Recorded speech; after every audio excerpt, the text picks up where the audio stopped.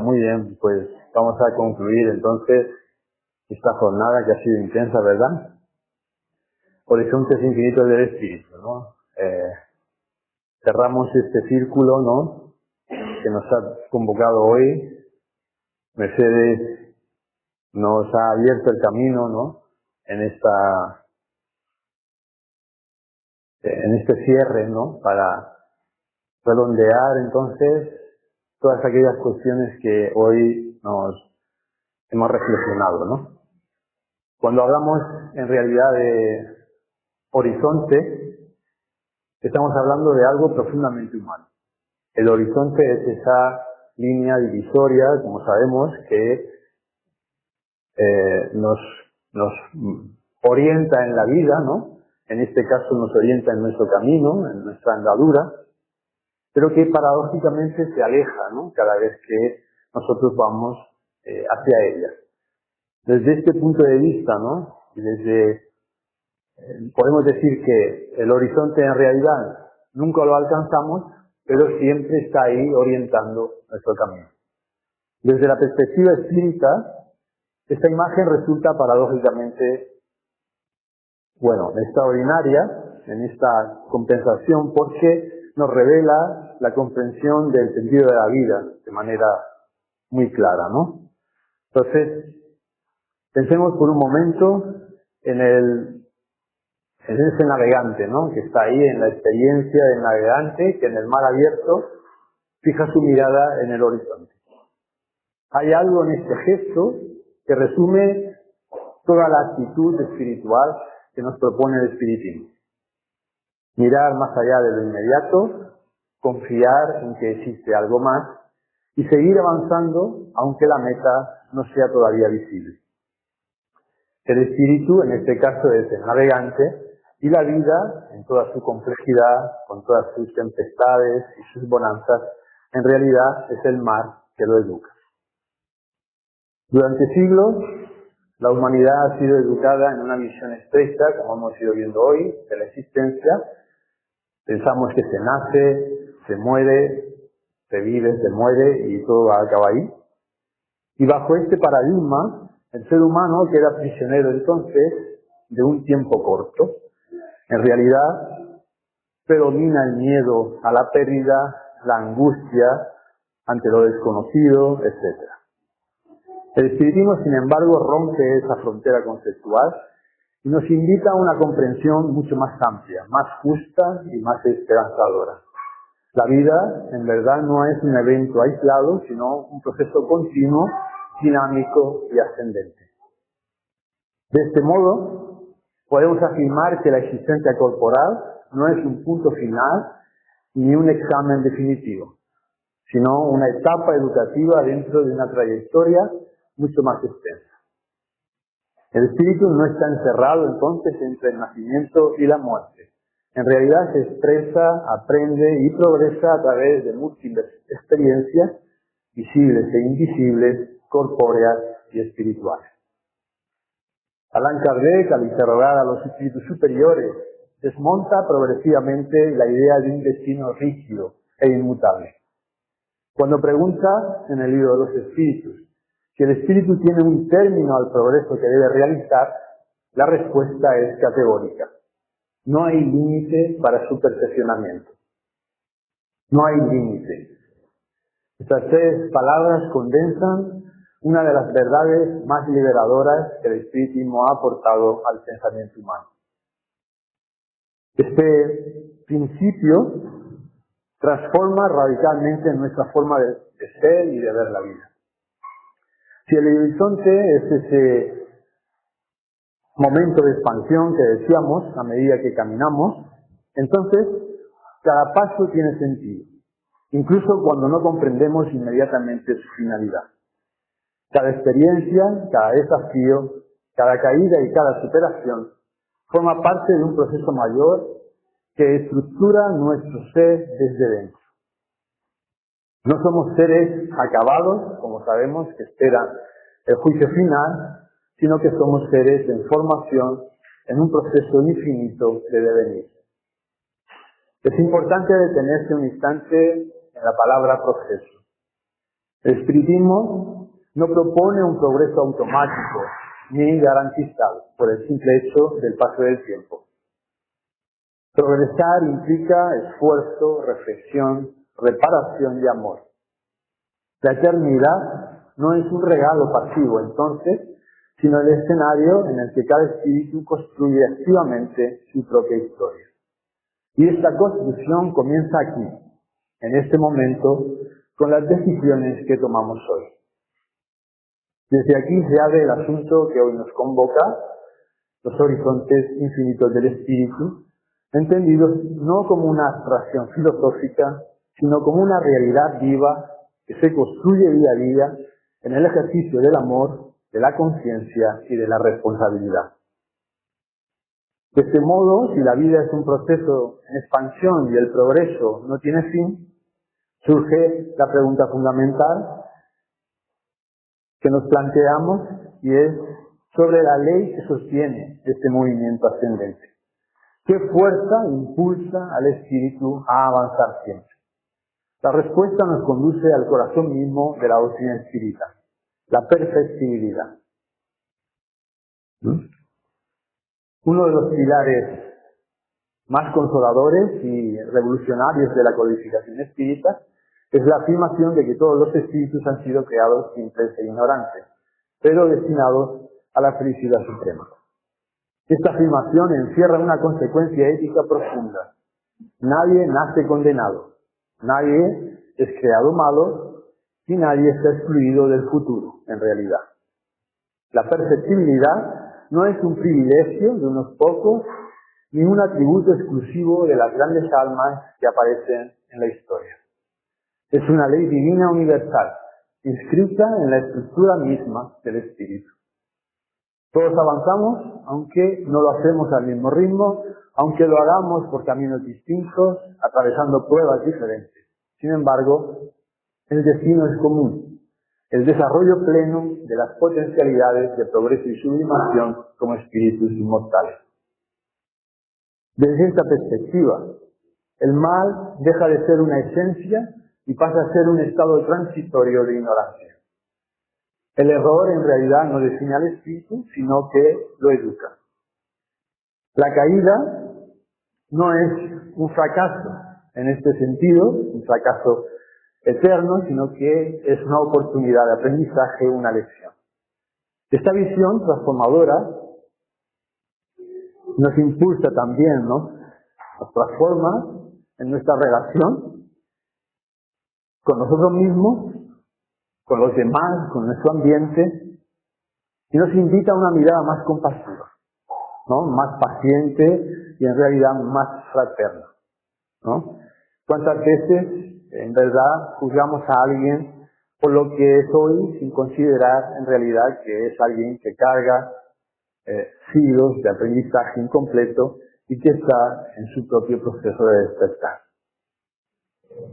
El guía espiritual Emmanuel, cuyas enseñanzas nos llegaron de las manos de Chico Xavier, Francisco Cándido Javier, desarrolla ampliamente esta idea al presentarnos al espíritu como un viajero del infinito, educándose a través de los siglos. En su extensa obra, Emmanuel insiste en que la evolución no ocurre de manera súbita ni mágica, sino que es el resultado de innumerables experiencias acumuladas, asimiladas y transformadas en sabiduría a lo largo de las sucesivas existencias.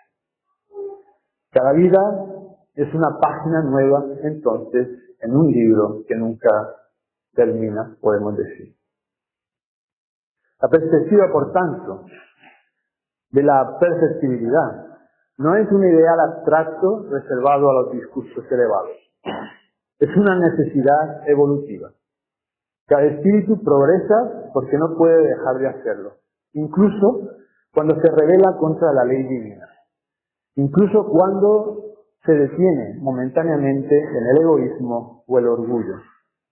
En este caso, la vida misma se encarga de reconducirnos hacia el aprendizaje.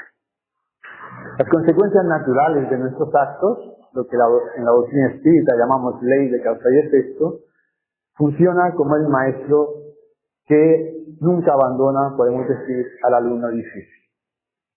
León Denis, uno de los grandes continuadores del pensamiento cartesiano, que se ha nombrado en esta jornada en varias ocasiones, profundizó esta idea señalándonos que la perfectibilidad del espíritu no es sólo un postulado teológico, sino una realidad observable en la historia de la humanidad que nos marca, ¿no? Y basta mirar el arco de los siglos para constatar que pese a todas las guerras, las regresiones, la humanidad avanza, ¿no? La conciencia moral se expande, los derechos se amplían, la solidaridad crece, aunque a veces de forma lenta y dolorosa, ¿verdad? Y esa tendencia ascendente no es accidental. En verdad es la perfectibilidad actuando en escala colectiva. Este principio explica también por qué nadie queda estancado para siempre. El horizonte puede parecer lejano, incluso invisible en los momentos más oscuros, pero nunca desaparece. Siempre está ahí orientándonos, ¿no? Y la llama del Espíritu no puede extinguirse, simplemente porque es parte misma de la luz divina que la encendió. Ahora bien, si el progreso es una ley y la perfectibilidad es un destino común, necesitamos comprender cómo se realiza este avance. De qué manera aprende el espíritu, repara y desarrolla sus potencialidades. Aquí emerge uno de los conceptos más esclarecedores de la doctrina espírita y que se ha tocado también durante esta jornada, la reencarnación. Sin la reencarnación, la ley de perfectibilidad sería incomprensible, incluso injusta. ¿Cómo explicar las desigualdades morales, intelectuales y emocionales si todo se limitara a una única existencia? ¿Cómo conciliar la justicia divina con destinos tan dispares, con abismos tan profundos como tiene el que nace en la abundancia y el amor, con el que nace en la miseria y el abandono? Una sola vida no alcanza entonces para explicar la diversidad infinita de los seres humanos. La reencarnación surge entonces como el instrumento pedagógico de la ley divina, el mecanismo por el cual el espíritu avanza gradualmente hacia su perfección. No es un castigo ni una condena, aunque en ocasiones la nueva existencia esté marcada por la necesidad de expiar consecuencias de errores pasados. Se trata fundamentalmente de una oportunidad de renovación, de aprendizaje y reparación en el arte de amar, ¿no? Podemos decir. A través de las vidas sucesivas, el espíritu aprende lo que antes ignoraba, repara los daños que causó, desarrolla virtudes que aún no ha conquistado y profundiza los vínculos de amor que lo une a otros espíritus con quienes comparte su travesía evolutiva. Cada encarnación, en este sentido, es una página nueva en un libro muy antiguo. Algunas páginas, en verdad, son luminosas, otras más difíciles, pero todas forman parte de la misma obra, la purificación y elevación del espíritu en su integración con la ley divina. En el Evangelio según el Espiritismo, Kardec explica que la reencarnación es el medio empleado por Dios para conducir a la humanidad hacia su fin. Este fin no es la anulación del ser ni la disolución en algún absoluto impersonal. Es su realización plena como ser consciente, libre, amoroso y sabio. La meta, en este sentido, es nuestro crecimiento, nuestro florecimiento pleno, ¿no? Alcanzar aquel estado último de bienaventuranza. Juana de Ángeles amplía esta comprensión de un modo significativo al señalarnos que la reencarnación no educa solo la inteligencia, sino también la afectividad. Muchas de las heridas emocionales que arrastramos tienen raíces profundas en experiencias pasadas. El miedo, sin causa aparente, la traición, que de manera inexplicable, ¿no? Nos vinculan a ciertas personas, los bloqueos que no podemos superar con la sola voluntad consciente, Todo esto puede ser conectado con aprendizajes pendientes de vidas anteriores. La vida corporal se convierte así en un espacio terapéutico del alma, donde se sanan traumas, se reordenan afectos y se despiertan potencialidades dormidas. Desde esta óptica, incluso los encuentros difíciles, las relaciones complejas y las pruebas dolorosas adquieren un nuevo significado. En este sentido, nada es casual, sino que todo es un proceso educativo. Y si todo es educativo, entonces todo tiene sentido, incluso lo que más duele. La revista Espírita, fundada por Kardec en abril, como sabemos, de 1858, recoge numerosos testimonios y estudios de casos que ilustran la continuidad de la conciencia entre existencias. Los relatos de espíritus que se comunican desde el más allá y describen sus procesos de comprensión de la vida, el reconocimiento de los errores y la reparación, y también la preparación, ¿no?, para nuevas experiencias, para nuevas existencias, ofrecen en verdad una imagen vívida y coherente de cómo funciona este mecanismo de aprendizaje continuo. Si la reencarnación, entonces, es el escenario donde el espíritu aprende, la verdadera medida de ese aprendizaje no está solo en los acontecimientos externos, sino en cómo son integrados en nuestra vida. Esto nos conduce a un punto esencial: la conciencia como frontera móvil del horizonte espiritual. El horizonte espiritual no está determinado en ningún lugar, ¿no?, que habitamos y en mundos que tengamos que visitar. Está en el nivel de conciencia que alcanzamos. Dos personas pueden vivir exactamente la misma experiencia y extraer aprendizajes completamente distintos. Esto se debe, en última instancia, al grado de madurez espiritual, al nivel de conciencia desde el que interpretan lo que les ha ocurrido. Imaginemos entonces a dos personas que atraviesan una pérdida dolorosa, por ejemplo. Una de ellas queda atrapada en el resentimiento y en la lamentación, cerrándose al mundo y culpándose, podemos decir, ¿no?, o culpando a los demás. La otra, en cambio, aunque igualmente herida, encuentra en esa misma pérdida un impulso hacia la reflexión sobre lo que realmente importa.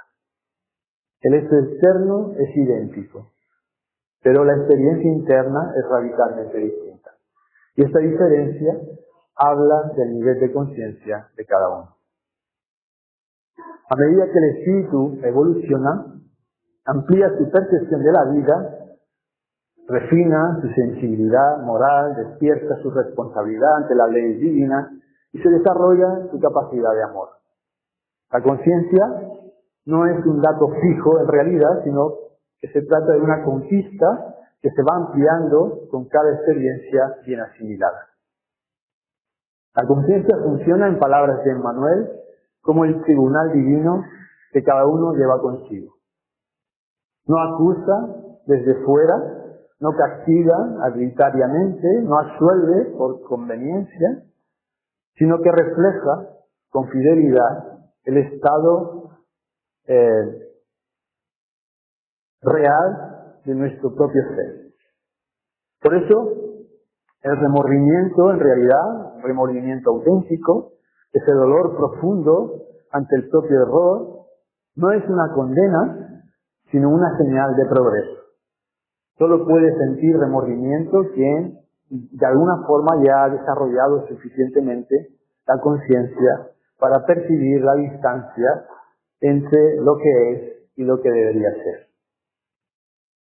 Juana de Ángeles insiste en la importancia del autoconocimiento, como hemos visto también durante esta mañana, como herramienta fundamental del progreso espiritual. La llamada reforma íntima que el Espíritu nos propone no es una imposición, en verdad, externa, ni un ejercicio estéril de culpa. Podemos decir que es una necesidad natural del Espíritu que desea avanzar, un acto de honestidad consigo mismo que abre el camino hacia la transformación. Conocerse es ampliar los horizontes internos, identificar las tendencias que nos apartan del amor, podemos decir, reconocer las sombras que proyectamos sobre los demás, valorar las potencialidades que aún no hemos desarrollado y asumir la responsabilidad plena de nuestros actos y pensamientos. Todo esto son pasos esenciales en este proceso. El progreso auténtico no ocurre entonces por saltos místicos ni por experiencias extraordinarias, sino por la transformación gradual y consciente del ser que somos en las decisiones que tomamos diariamente. Este trabajo interno es el más silencioso de todos, el menos espectacular, el menos visible a los ojos del mundo. Pero sin duda es el más real y el más duradero también. Cada vez que elegimos la comprensión sobre el juicio, la paciencia, sobre la irritación, el perdón, sobre el rencor, estamos ampliando concretamente nuestro horizonte espiritual. Y en este sentido, si la conciencia es ese termómetro del progreso, necesitamos una referencia segura para caminar, ¿no?, en ese objetivo, para llegar a ese ampliar ese horizonte espiritual que estamos diciendo, ¿no? El espiritismo nos ofrece ese modelo en la figura de Jesús. Para el espiritismo, Jesús no es una excepción inaccesible ni un ser de otra naturaleza. En verdad, es el modelo más elevado que la humanidad ha conocido, el punto de referencia moral hacia el cual toda la evolución espiritual de la humanidad tiende. Así lo afirma claramente el libro de los Espíritus al presentar como el tipo más perfecto que Dios ha ofrecido al hombre para servirle de guía y modelo. Este punto es crucial y merece ser subrayado. Jesús nos es dado no para ser adorado, en verdad, desde la distancia o como queramos, sino para ser imitado desde cerca. Su vida no fue un espectáculo de poder en ningún sentido, ¿no? Él no estaba ahí para impresionar a las masas, sino para demostrar, ¿no?, de manera constante y de la forma más cotidiana posible, el amor vivido en sus formas más concretas, ¿no? La compasión con el que sufre, el perdón del que ofende, el servicio sin esperar recompensa, la verdad dicha con mansedumbre. En él vemos amor sin condiciones, perdón sin límites, servicio sin esperar recompensa. Estas no son tres cualidades separadas, en verdad son tres facetas de una misma realidad. El amor divino expresado a través de un espíritu que ha alcanzado la plenitud de su desarrollo. Y si Jesús pudo vivir así, es porque nosotros también podemos llegar a ese estado. No en esta existencia, quizás tampoco en las próximas vidas, pero el horizonte infinito de evolución es ese destino que nos marca la propia andadura o ejemplificación de nuestro Maestro. Emmanuel subraya con fuerza esta idea a lo largo de toda su obra. Jesús no vino a ser admirado, sino imitado. Su ejemplo no es el de una excepción divina que nos contempla desde un pedestal inalcanzable. Es el de un hermano mayor que ya ha recorrido el camino y nos muestra con su vida entera que el camino es posible. ¿Qué significa concretamente imitar a Jesús en la vida, en nuestra vida cotidiana? No se trata de grandes gestos heroicos. Algunas veces la vida nos lleva a esas situaciones, pero se trata sobre todo de una decisión, de tomar decisiones pequeñas, ¿no? Responder a la descortesía con amabilidad, escuchar a quien nadie escucha, dar sin calcular lo que se recibirá, perdonar antes de que nos pidan perdón. En esas pequeñas victorias sobre el egoísmo se construye, ladrillo a ladrillo, la personalidad espiritual que el Evangelio de Jesús nos propone. Desde esta perspectiva, los horizontes infinitos del Espíritu se concretan en el amor practicado cotidianamente. No basta comprender intelectualmente el mensaje cristiano. Es necesario incorporarlo en la conducta, en las relaciones de unos con otros, ¿no? En las decisiones diarias. El espiritismo, al situar a Jesús como modelo alcanzable, nos ofrece no solo una moral, sino una motivación profunda para seguir adelante. Saber que el camino que recorremos ya ha sido recorrido y que conduce inevitablemente a la plenitud. Pero el horizonte espiritual no se limita a la moral individual. La codificación amplía nuestra visión al mostrarnos que la vida se extiende más allá de la tierra, en una inmensidad de mundos habitados, ¿no? En la pluralidad de mundos habitados. Uno de los grandes aportes del espiritismo es la ampliación de esa visión cósmica de la vida. La esencia no se restringe a nuestra existencia, en realidad, ¿no? No está restringida aquí a este planeta de una forma única, ¿no? de las experiencias humanas, ¿no?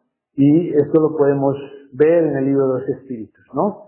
Las inteligencias superiores describen una realidad vastísima, ¿no? Existen mundos en diferentes grados de evolución, mundos más primitivos que la Tierra y mundos incomparablemente más avanzados, y el espíritu transita por ellos conforme a su nivel de desarrollo.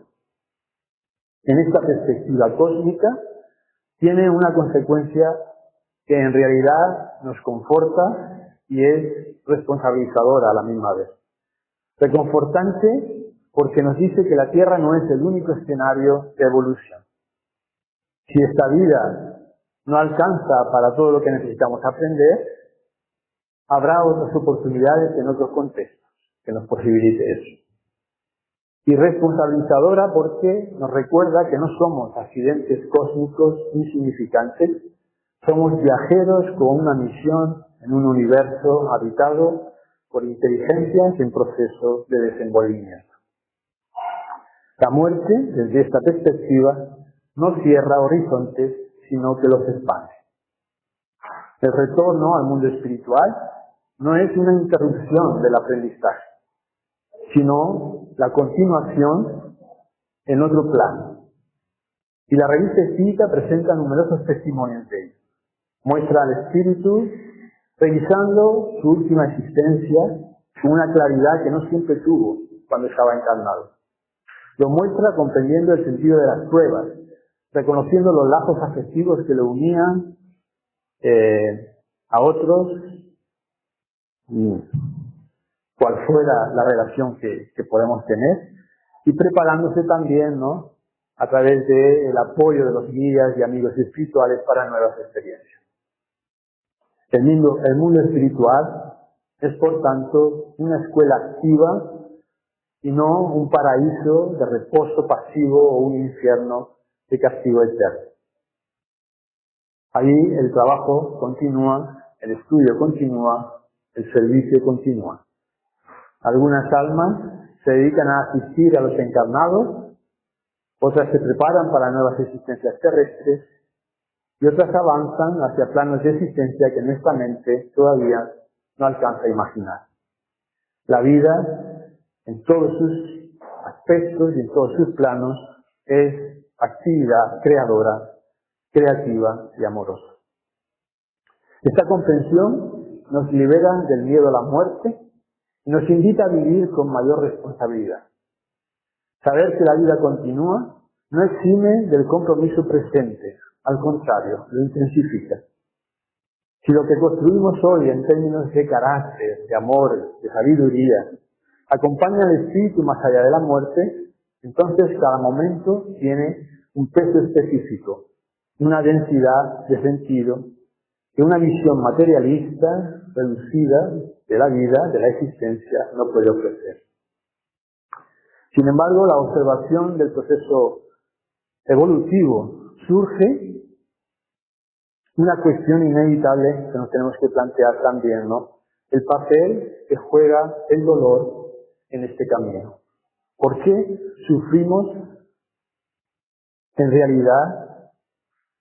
Y el sufrimiento acompaña, ¿no?, tanto la experiencia humana. Uno de los aspectos más profundos y delicados del espiritismo es la resignificación del sufrimiento. Ningún tema requiere más cuidado y más matiz, porque el dolor es una experiencia universal y profundamente personal. No hay ser humano que no lo conozca.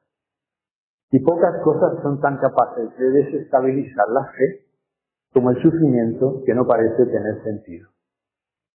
La doctrina espírita parte de una premisa clara.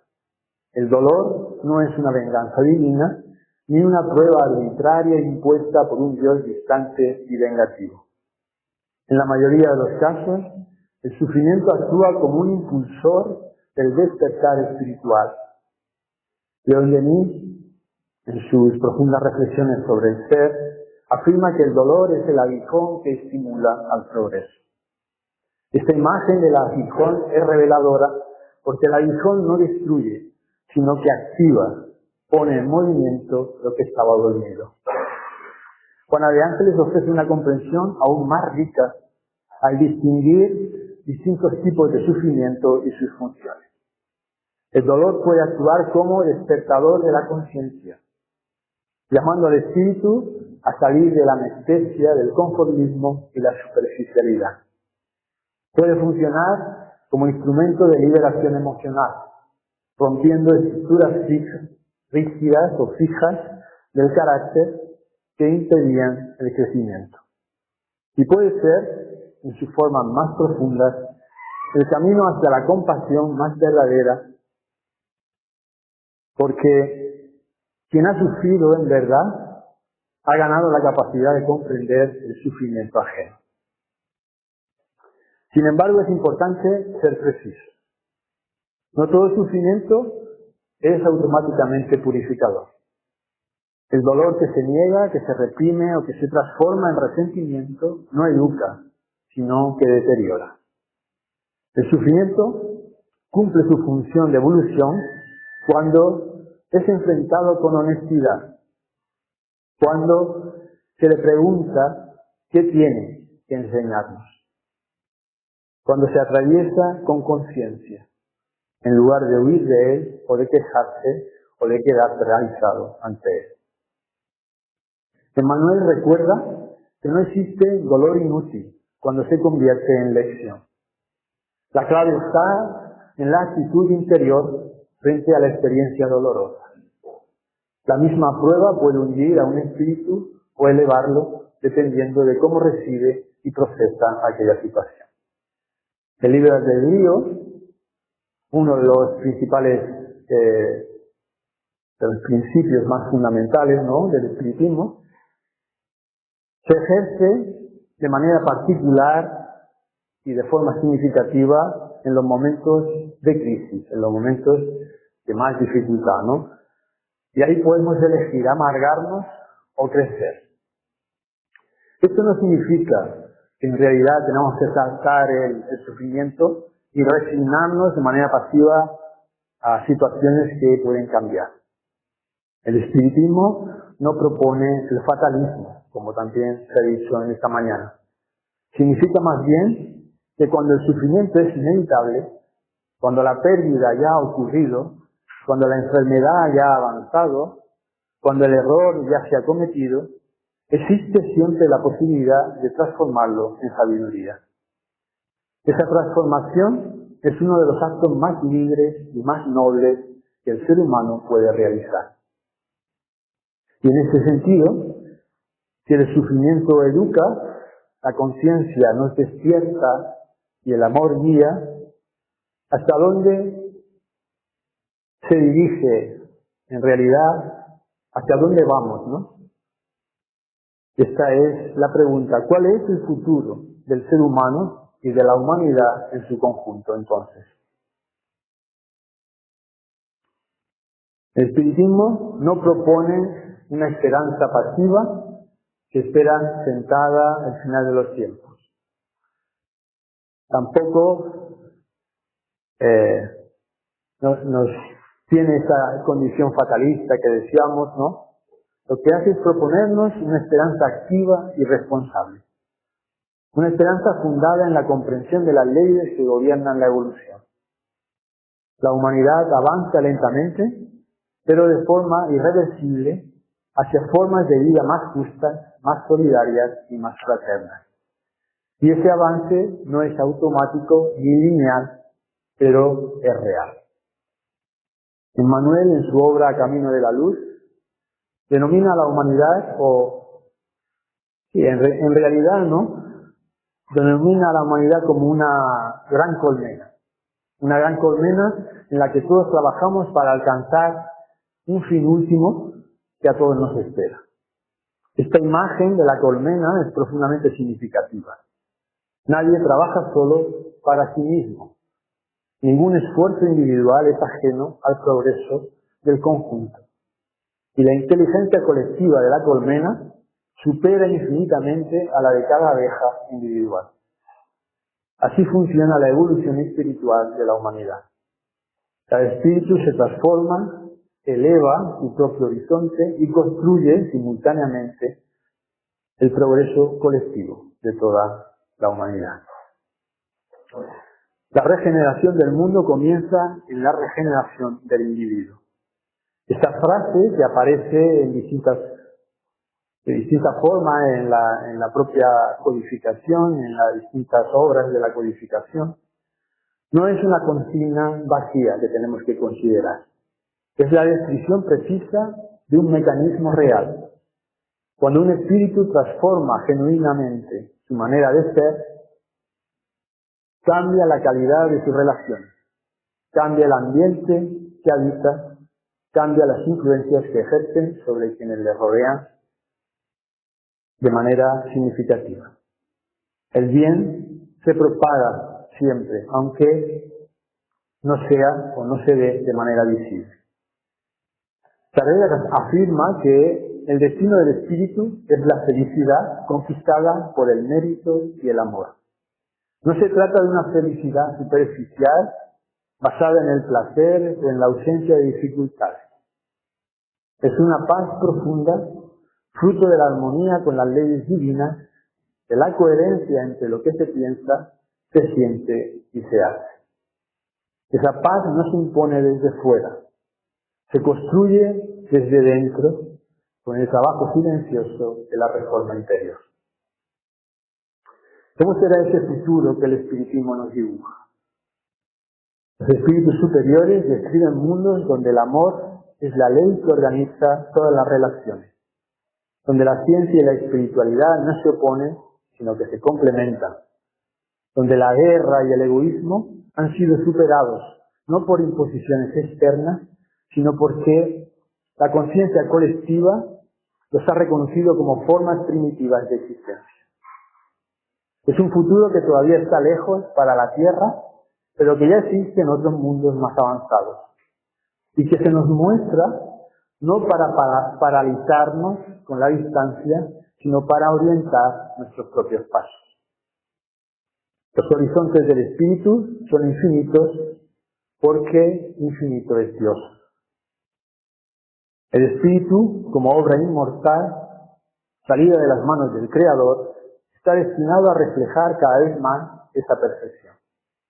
No mediante la anulación de su individualidad, sino mediante su plena realización como ser consciente, libre y amoroso. En este sentido, el camino es largo, pero en esta dirección es clara, está marcada de manera clara para que consigamos esa meta última, nuestro perfeccionamiento. Todo esto nos conduce a una pregunta final, una pregunta profundamente práctica. ¿Qué hacemos entonces hoy con esta comprensión que la doctrina espírita nos ofrece? Hemos recorrido, ¿no?, con esta charla un camino extenso, desde la ley de perceptibilidad hasta la reencarnación como mecanismo de aprendizaje, desde el papel de la conciencia hasta el modelo de Jesús como ejemplificación de ese camino, desde la vida de los mundos habitados hasta el sentido del sufrimiento y el horizonte luminoso que aguarda a la humanidad. Todo este recorrido, sin embargo, culmina en un punto muy sencillo y muy concreto: el presente. No necesitamos esperar futuras existencias para comenzar a expandir nuestros horizontes. El infinito no comienza mañana, comienza ahora. Cada pensamiento elevado, cada gesto de amor, cada esfuerzo sincero por mejorar es un paso real en el camino de evolución. No importa cuán pequeño parezca ese paso. En el tejido de la eternidad, cada acto de amor tiene un peso que no podemos calcular. La eternidad no es un tiempo lejano que aguarda al final de los siglos. Es una cualidad del presente cuando vivimos con conciencia y responsabilidad espiritual. Cuando amamos de verdad, cuando perdonamos de verdad, cuando servimos de verdad. En realidad estamos tocando lo eterno en lo cotidiano. Y eso es quizás lo más hermoso que el espiritismo tiene para decirnos.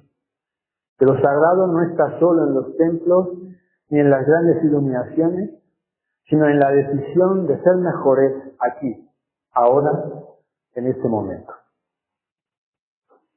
Por eso, deseamos que esta reflexión nos inspire en nuestro camino, nos impulse a caminar con serenidad, con amor, con más comprensión, ¿no?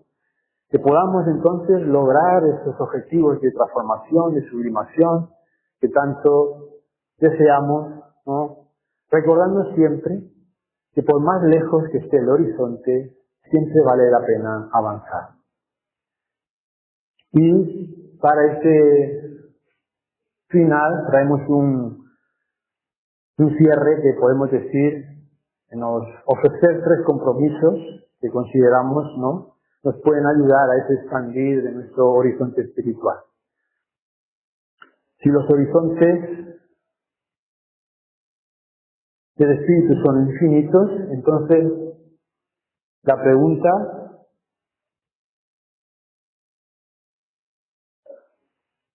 que naturalmente surge no es solo qué creemos, sino qué hacemos con lo que creemos. El espiritismo nos invita, en realidad, no a admirar ideas elevadas, sino a vivirlas, paso a paso, en la experiencia cotidiana. Por eso, propongo 3 compromisos simples, posibles y transformadores que cada uno puede asumir desde hoy, según su conciencia y sus fuerzas. No son exigencias externas, en realidad, sino elecciones íntimas que amplían nuestro horizonte interior. El primero es educar la conciencia cada día, y lo hemos hablado esta mañana ya, recordando la cuestión 919 de Libro de los Espíritus. Comprometámonos a observar con honestidad y benevolencia, sin autoengaños, a observarnos y a observar nuestras propias circunstancias de la vida, ¿no? Y no caer ni en el autoengaño ni en la culpa estéril. Educar la conciencia significa revisar nuestras intenciones antes de actuar, preguntarnos si nuestras palabras construyen o hieren, reconocer errores y aprender de ellos en lugar de justificarnos, y celebrar también los avances, por pequeños que sean. No se trata de vigilarnos con dureza, sino de despertar progresivamente. Cada vez que elegimos el bien con mayor lucidez, el horizonte espiritual entonces se ensancha un poco más. Una práctica concreta puede ser tan simple como dedicar 5 minutos antes de dormir a revisar el día y preguntarnos ¿He actuado desde el amor o desde el miedo? ¿Ha habido algo que pudiera haber hecho mejor? ¿Qué tengo que agradecer del día? Esta revisión diaria, sostenida en el tiempo, es una de las formas más poderosas de educar la conciencia, como nos enseña San Agustín. El segundo compromiso radica en transformar las pruebas en aprendizaje. Comprometámonos a dar sentido a lo que nos duele, sin negar el sufrimiento, pero sin quedarnos prisioneros ante él. Transformar la prueba en aprendizaje implica preguntarnos: ¿qué intenta enseñarme la vida en cada dificultad? Evitar la queja repetitiva que paraliza y buscar la lección moral. La lección moral, emocional, espiritual, que está contenida en aquel desafío que se nos presenta en la vida. Esto no se logra de un día para otro y no siempre es posible hacerlo solos. A veces la prueba es demasiado pesada para cargarla sin apoyo, pero incluso en esos momentos la actitud de apertura, el simple deseo de comprender, aunque todavía no se comprenda, ya es un paso en la dirección correcta. Cuando el dolor se convierte en maestro, deja de ser un obstáculo y se transforma en un impulsor evolutivo. Y el tercer compromiso es vivir el amor como práctica diaria. Comprometámonos a amar de forma concreta, no solo en el sentimiento, sino en la actitud. Vivir el amor diariamente es practicar la paciencia en lo pequeño, ejercer la comprensión en los desacuerdos, servir sin esperar reconocimiento y ver en cada persona que encontramos, incluso en las más difíciles, a un espíritu hermano en su propio proceso de aprendizaje. El amor vivido en la medida real del progreso espiritual. En la medida que vivimos el amor, ahí reflejamos nuestro progreso. No en el amor que se proclama en las palabras, sino el que se demuestra en la conducta. Cada gesto sincero de bondad, cada acto de generosidad auténtica, cada perdón otorgado de corazón, nos acerca un paso más al horizonte que Jesús nos mostró y que la humanidad está destinada a alcanzar. Queridos amigos, hermanas y hermanos, no caminamos hacia el infinito a grandes saltos. Lo hacemos en decisiones conscientes, pequeñas, que tomamos cada día. Educar la conciencia, aprender con las pruebas y amar en lo concreto son formas simples pero profundas de avanzar hacia esos horizontes que hoy apenas podemos imaginar, pero que son, según nos enseña el espiritismo, un verdadero y eterno destino que nos espera a todos. Nos resta que estas cuestiones, estas ideas que decimos no queden ahí solo en ideas, sino que sean propósitos en nuestra vida. Que cada uno de nosotros lleve consigo la convicción renovada de que el horizonte existe, de que el camino tiene sentido y de que cada paso que damos desde el amor contribuya silenciosamente, pero de manera real, a la construcción de un mundo mejor que todos anhelamos. Porque el infinito no está lejos, comienza ahora. Jesús es la puerta y Carvel la llave para alcanzar la meta. Muchas gracias a todos.